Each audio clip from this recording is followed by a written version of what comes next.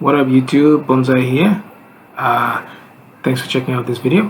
Basically I'm going to be doing a commentary video on the Starfield gameplay trailer that came out about 2 weeks ago. So long story short, this is my first time uploading a YouTube video, and I basically had some issues trying to figure out how OBS worked, which is why this video is a little bit late, but I kind of figured it out now. That said, I have some shortcomings as far as equipment goes, as I'm sure you can obviously tell. So this video may not be of the highest quality, but nevertheless I felt like I had quite a bit to say about the gameplay trailer, and generally speaking I have a very positive feeling about it, and I wanted to share those thoughts. But I also had some negatives too that I wanted to point out, and I'm looking forward to hearing back from you guys what you thought about the video as well, the trailer as well. So thanks for checking the video out. I'm gonna start the trailer now, and I hope you guys enjoy and are willing to give me some feedback as far as what you think about the video. So let's go.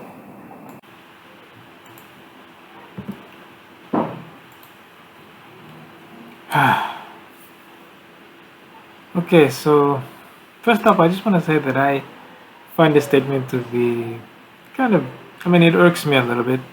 Basically, like, the statement's assuming that we've measured all there is in the universe, but I'm pretty sure we've only measured the observable universe. The rest of the universe is still out there, and we don't have the capacity to observe it because we can't see beyond the speed of light.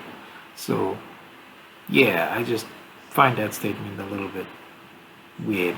Don't get me wrong, I'm proud of most of what humanity has accomplished, but yeah, that's a bit arrogant, let's be honest. Yeah, so I like that little detail with the X on the FTL trail. So obviously for some reason maybe there's a limit on how far the FTL works, so that's why they put that, and so that's why they have to divert, I guess. But I don't know why they can't just stop in the middle and then start again. Why do they have to slingshot to one system, and then go to the other? Wouldn't it be easier to just go in a straight line, I guess? But yeah, maybe when they show us the full game, we'll try to understand how the FTL system works. So there he is, the man himself, Todd, the guy who was, he was good to us in the start, but then betrayed us a couple of times. Fallout 4 at first, and then 76 with 16 times the detail. Yeah, I feel sad because I really loved this guy at first, but yeah, you reap what you sow. You did us dirty. So that's why the community as a whole has sort of left we've abandoned you. But anyway, we'll see if this game can redeem you and the studio. Bethesda. Sometimes they're saying they're cheaters, so please forgive me if I make that mistake again during this video. In general, I like the way this planet looks. I'm not a fan of the gray so much. Obviously it's just the way this planet looks, and I know based on the other trailers, the other parts of it, that there are some very colorful, vibrant planets there. But I like planets with colors. So it's just this planet that I guess I don't like. Yeah, the smoke effects could be better here, I'll admit. But if you're a Bethesda fan, you're not a fan of Bethesda for their graphics. That's all I have to say about that. Yeah. So I'll be honest, I'm not a big fan of the robot design. I find it kind of weird, but whatever. He sounds pretty cool, pretty cute, I guess is the word. I don't like saying that, but anyway, yeah. But yeah, it's cool to have a robot companion. So yeah, I don't know if I like the white, the interface just being white all over. I don't know. I wish it was a bit more color to it. It feels a bit bland to me. I like you can't see it because my face is blocking me, but I like those creatures down there. Just kind of creepy, but they look pretty cool to me. I like the detail too that they added here, where this creature doesn't immediately attack you. It tries to hey, I'm here, and scare you off, but then it decides to F off its own way, which I think is cool. I like that not every creature just attacks you straight away. It feels less of a game that way, and kind of like a world, a universe. So it's a nice detail. So yeah, there's a lot of comments about the No Man's Sky-esqueness of this game, particularly with this next part here where they do the mining. Personally, I think that if a system is innovative enough, obviously a lot of other studios are going to wind up copying it. So yeah, kudos to No Man's Sky for coming up with this system first. But I'm not gonna be surprised if a lot of other gaming studios copy from them system. And who knows? Maybe there was another game that did it before No Man's Sky too. But yeah, it seems pretty intuitive. So I don't blame other studios for copying that system, the mining system. I mean, so yeah. Obviously, yeah, the guns look pretty awesome. I like the little detail that they've added. So they did talk about this in some of the developer diaries I saw, where the gravity is different on certain planets. So yeah, you could tell he didn't fall as fast as he should have there if it was normal Earth gravity. But yeah, we'll see. This gives me Alien vibes. The horror game, the Alien horror game. That was pretty cool. I think I never actually got to play it, but just based on trailers. So yeah, I also don't like that the reaction, the animation. This guy had no indication of being shot in the back whatsoever. I didn't like it. The first guy, I mean, and yeah, it's funny. And that was pretty. I like that the way that other guy died just before this. His animation looked pretty cool. Ah, yeah, switch to a shotgun and then finish the guy off. So yeah, the non I don't mind if like I said, the graphics, the gunplay to me is fine. You don't exactly expect the best gunplay from Bethesda, but yeah, at least some reaction from being shot would have been nice. And oh, by the way, that lockpick system, I liked it. I like the new lockpick system. It's pretty great. Yeah, some people complain a bit here about not being able to see the what do you call it, the aim system thing for the guns. I don't mind personally. Also, another bad reaction here. Well, I mean, lame reaction. I don't know. It just didn't look very good the way that the guy got shot and didn't really react properly. Also, some people mentioned that it felt a bit buggy the way the guy just flew up there and it looked like he was floating in space, in the middle of nowhere. But yeah, who knows if that was an actual bug or not. We need to see that. I also like the jetpack thing that they did. Yeah. Oh, and yeah, I want to talk a bit about, firstly, so yeah, basically Todd mentions about the last explorers in space, which I find that statement to be a bit weird. Like, why would you have to call them that? I mean, so here's the thing. I understand that after the first man on the moon, the first man on Mars, the prestige for exploring space is going to get less and less. And so over time, people are going to care less and less about the idea of going and exploring what's out there, right? It's just going to be like a small niche of people who are very driven and very passionate about space exploration that are going to care about it. And the average people won't care very much. But that doesn't necessarily mean you're going to have the last group of explorers, right? There's always going to be humans that are interested in pushing the boundaries and discovering new territory. So it kind of feels weird to me that there's only one group of last space explorers. I hope there's a proper explanation for it, or maybe they're just sort of oversimplifying it. There are other groups that explore space, but they have different goals, and maybe some are more corporate driven and stuff like that, and these guys are a bit more purist in their intent. But even then, I wouldn't expect there to be only one group of purists, right? There should be more people who are interested in exploring space for the sake of exploring space, especially considering that the population of humanity will probably be really large. So you're going to have a lot of people, and with a lot of people, there's going to be more people that are fully into space and don't really care about the prestige. They just love exploring for the sake of exploring. So yeah, I find that a bit weird.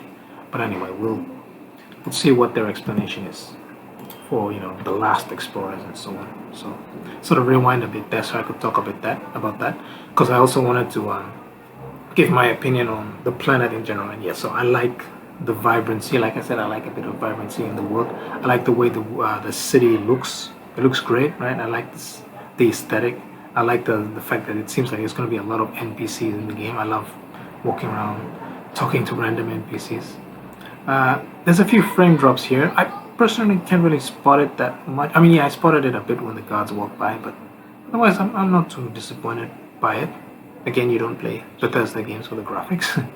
And speaking of which, this facial animations could be better. But no, generally still more positive than negative. They're not horrible to me, so I'm okay with that for the most part. So yeah, I'm not a major Halo player, but I gotta admit those gave me Halo vibes when I saw it. It looked like the Halo ring. Yeah, The story does intrigue me in general, and yeah, I'm looking forward to playing the main story, and I hope the side quests are great too. From the looks of everything, it's gonna be pretty interesting. And yeah, this these next few scenes where they go from like cyberpunk like looking worlds to this sort of outback looking world, it looks cool. I love these cities; they look great. I love this guy's outfit too. He seems like a nice character, and he's got a cool outfit.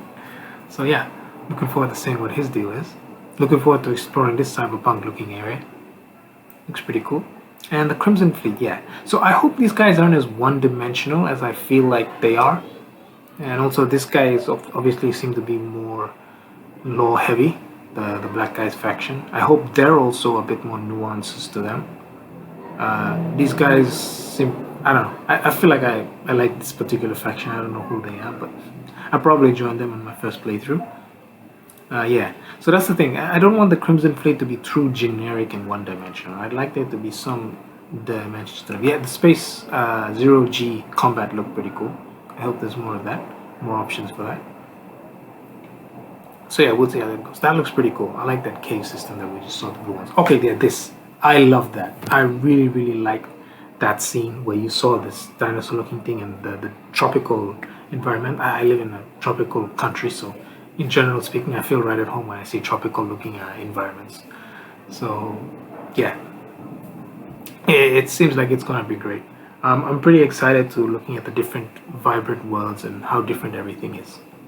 I really like the character creation system. I think it's pretty cool. I love this aspect. I love the walk style. Wonder what body types there are. They didn't really show that, and they didn't show the walk styles either too much. Okay, this is cool. Yeah, background and traits especially. I'm very excited for the traits. I think it's going to be really interesting to play with those traits. So most likely when I do my playthrough, I'm going to pick a background that suits the type of playstyle I want, but traits, I might go random with them. Like, weirdly enough, the one that says kid stuff, where it's like you're going to have like parents being generated for you in the game and you get to go see them, and I don't know, maybe they give you missions and stuff. It feels like there might be some interesting roleplay elements there, so I'm looking forward to that. I'll definitely do a playthrough with that. And this is also great. So I love how you don't just select the perks, but leveling them up, you have to actually use the perks to level them up. It makes a lot of sense to me, and to complete challenges. I'm not necessarily known for modding my weapons when I play games like this, even though that's a cool thing to do. I'll try it out, obviously. But yeah, maybe that'll excite some people more than me. But I think it's pretty cool that it's there. And the base building system too looks cool. I hope you can do more than just circular houses. I mean, I'm sure you can, but they're only showing circular houses. Yeah. Oh, and I'm very excited to hire people. So I want to talk a bit more about this. So basically, when it comes to hiring people, I like the idea, like my headcanon, how I would like the system to work is that I wish there was like dynamic hiring, as in like you don't just have like a set of people and you can only hire these people to work in your ship and you can only hire these people to go and work in your settlements, right? I wish there's a system where it's like there can be people that are dynamically generated, and then you can go and hire those people to come and work in your outposts and stuff like that. Like, yeah, sure, there'll be a few characters that are like specifically there, and those will be like the main guys. But if you set more outposts, and also if you could make like more ships and even create a fleet, like multiple ships, that'd be cool. But I don't expect that. But at least for the outposts, regarding you're gonna make multiple outposts. I hope that you can have like dynamic hiring. Then there's a dynamic system that generates people. I want unique NPCs, and then you can talk to them and convince them to hire them. So like each playthrough will be different. That's the thing. I'm someone who will definitely do multiple playthroughs with this game. So having the variety of having like dynamic people who are created, and you don't always have to interact with the same characters over and over again and hire them to go and work at your place. You can have like some unique ones who can come and work for you in your places, even if it's like not that much interaction. I don't mind. It just like I'll do my own headcanon to fill in the gaps. Maybe you guys disagree with that, or tell me if you think that's a cool idea too. But that's just the way I wish the system would go. Who knows if it does, yes or no. As for, I don't know how many of you knew about the ship design stuff. I had no idea. So I was very surprised the first time I watched this. It excited me a lot when I heard that you could like build your own spaceship, because I wasn't expecting that at all. I don't know why I wasn't expecting that, but for some reason I wasn't expecting that. Even the base building too, I wasn't really expecting. Yeah. And yeah, like I said, I hope there's a dynamic system for hiring people, not just for your outpost, but also for your ship. But I won't be surprised if they don't do that, because for some reason I don't expect that you can build a fleet of ships. So I expect that you'll always hire the same person to be your doctor, the same person to be your engineer, the same person to be your ship steerer, pilot. That's how that works. But yeah, we'll see. So yeah, flying the ship again, was not expecting that at all. For some reason, it just, I don't know why. I guess my faith in Bethesda in general went down. So I didn't expect there to be these many aspects to the game. But then, of course, this is the way Bethesda works. They always like to take these kind of risks and stuff like that. So it shouldn't surprise me. And yet it did. So I guess that's why, because I had such low expectations, I ended up being blown away by this gameplay trailer. Maybe some of you weren't, because you were kind of expecting this anyway. But yeah.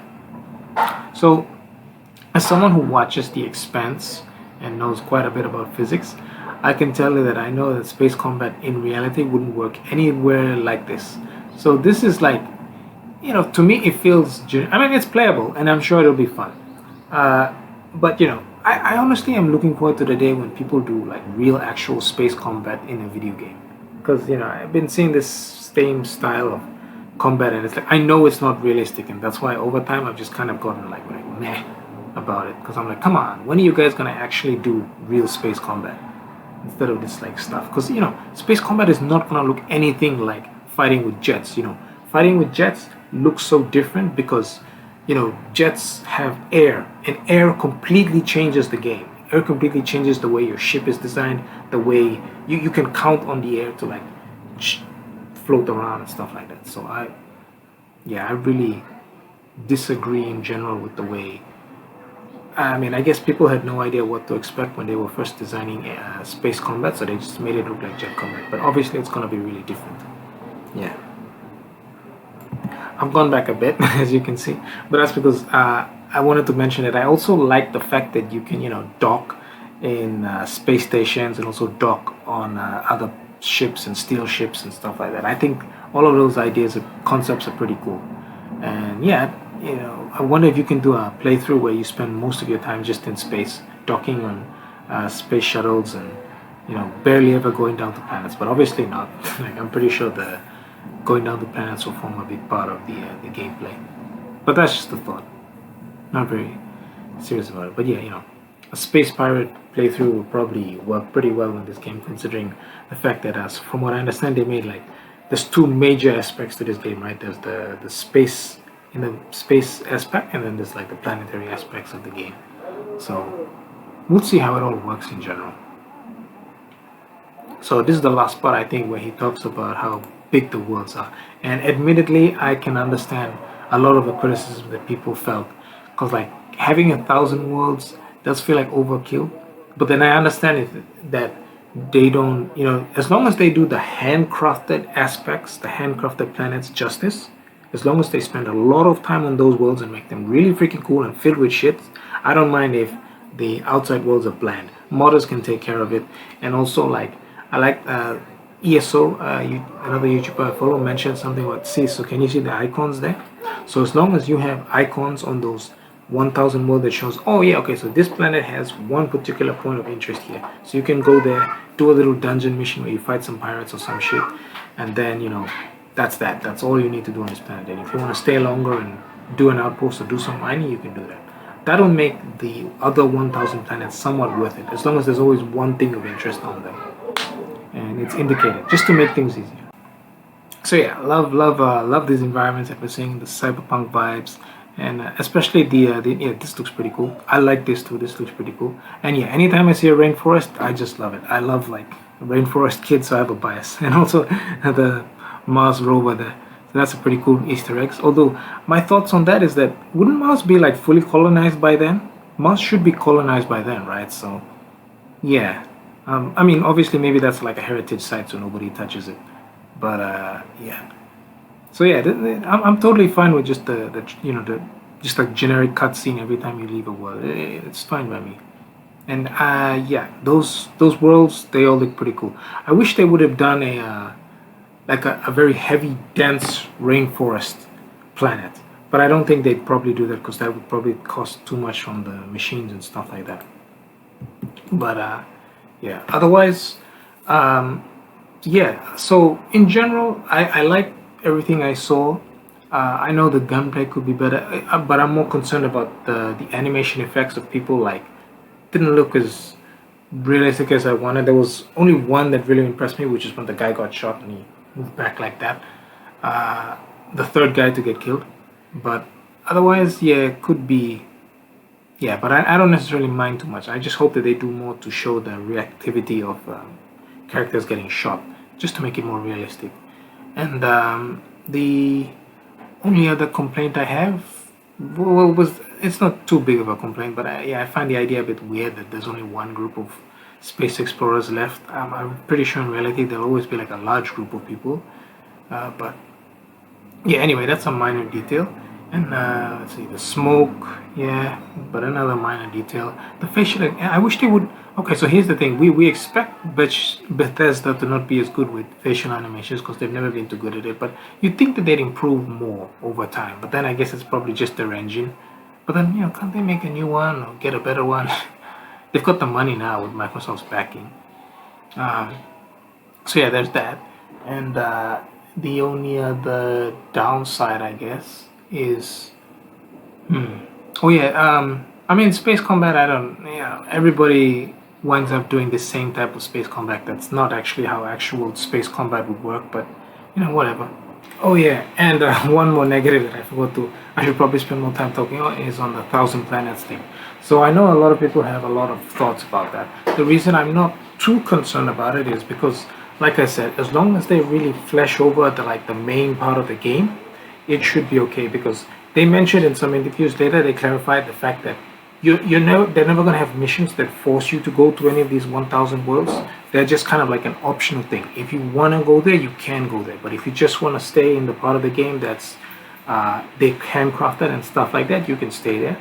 Also, in the interview, they indicated that it will be shown in the game what parts of the game are like specific, like handcrafted and so to speak. I'm not sure how they're going to do it, but it's going to be somewhat obvious somehow what parts of the game are handcrafted and what parts of the game are those 1000 worlds that are not handcrafted and are procedurally generated. So you can then decide if you want to go and have some fun in the procedurally generated places, or if you just want to stick to the handcrafted worlds, and it's going to be up to you to decide. So it's optional, right? It's just optional. If you don't want it, if you don't get it, you don't have to engage in it. They're not going to force you to. So I like that aspect, and that's why I'm not too personally concerned with the 1000 worlds thing. So in general, apart from those few things, I liked most of what I saw, and I'm willing to give Bethesda a second shot thanks to the fact that I liked this trailer as much as I did. But I know this gameplay trailer was kind of divisive. Not everybody liked what they saw or were particularly interested by it. But we'll see if the game's good. And so, if you don't think it's going to be good, please tell me why. If you are willing to give them a second chance like me and you have some more reasons that I didn't give about why you think it should be great, yeah, feel free to go down in the comments and tell me about it. What's the thing that excites you the most? For me personally, it's the trade system, right? I like the background thing, but most games already have that. It's the traits, giving your character a unique trait. I haven't seen that in a space game yet, so I'm looking forward to seeing it work out. And personally, like I said, I'm most interested in trying the really role play ones. And the one that stood out to me so far, for some reason, I don't know why, is the kid stuff one, where you get to have a family being generated. Like, I'm wondering if that means that they're going to give you missions, like unique missions, or there'll be some unique missions tied to your parents or some shit like that. Like, that wouldn't exist if you didn't have that element added to your story. So yeah, I'm kind of looking forward to seeing where that goes. And also, if they have more like that too, I'll probably take them. Like, I might do my background specific to the type of playstyle I want, but I get a bunch of random traits. That's the way I like to play these games. Yeah. I have a friend who likes to optimize, but for me personally, when it comes to Bethesda games, I like to just go for role play more than anything. So yeah, those are my thoughts. Please feel free to comment if you want to, like the video if you like the video, and if you want to subscribe, please do. I promise I'll have more videos out later. So with that, thanks for checking out my video. This is BonzEye signing out. Let's catch you all later.